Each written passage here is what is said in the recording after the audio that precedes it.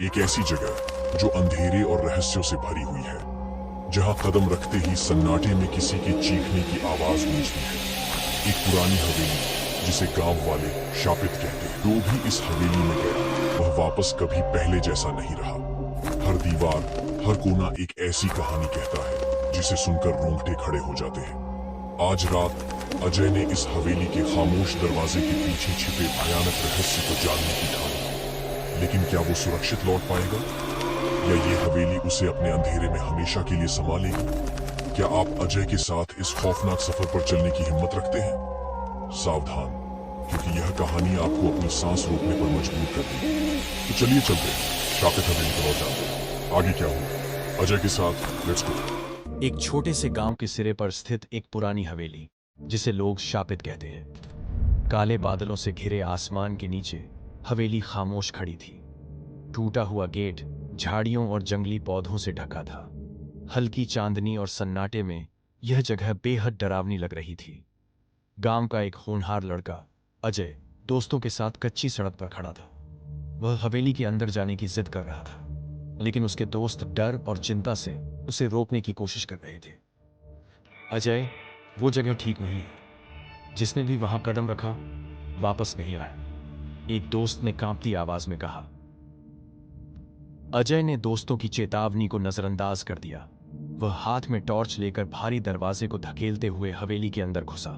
अंदर घुसते ही अंधेरा और सर्द हवा ने उसे घेर लिया। दरवाजे की चरमराहट और मकड़ी के जाले वातावरण को और डरावना बना रहे थे। अजय ने टॉर्च की रोशनी चारों ओर डाली। कमरा धूल, मकड़ी के जालों और टूटे हुए फर्नीचर से भरा हुआ था। हर कोना जैसे बीती कहानियां सुना रहा हो। उसने आगे बढ़ने की कोशिश की, लेकिन हर कदम पर उसका डर बढ़ता जा रहा था। अचानक एक धीमी रोने की आवाज ने उसका ध्यान खींचा।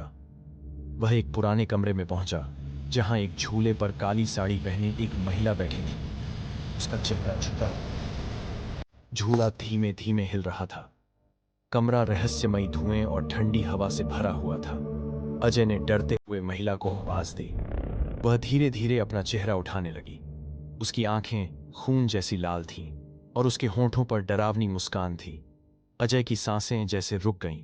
अजय ने तुरंत भागने की कोशिश की, लेकिन हवेली का भारी दरवाजा अपने आप बंद होने लगा। उसकी टॉर्च हाथ से गिरते गिरते बची।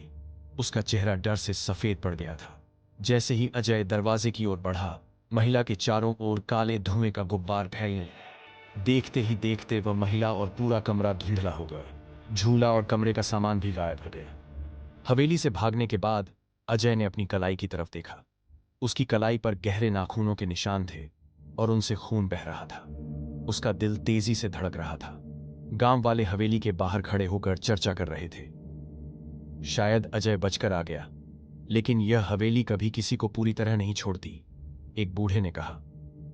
हवेली के ऊपर बिजली चमक रही थी और गांव वाले इस रहस्य में उलझे हुए थे। तो ये थी अजय और सापित हवेली की पूरी कहानी। आशा है कि आपको ये कहानी पसंद आई होगी।